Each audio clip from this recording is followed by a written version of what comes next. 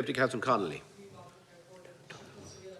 Your attention to the crisis situation in Galway in relation to absence of respite beds and absence of carers, and I have an up-to-date position in relation to the numbers. And pre-COVID we had 25 respite beds in the city and county. Now we have 4. Post-COVID, 4 respite beds in all of the city and the county. In relation to carers, we now have 278 people assessed as of needing urgent care on a waiting list. I'm drawing this to your attention. I've drawn it to your attention before. That's the up-to-date figures. Post-COVID, we are now worse off than pre-COVID, and we were in trouble before that, putting an enormous burden on the families and also on the hospital system.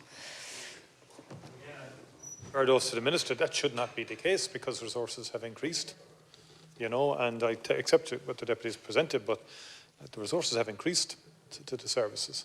So I'll follow that up.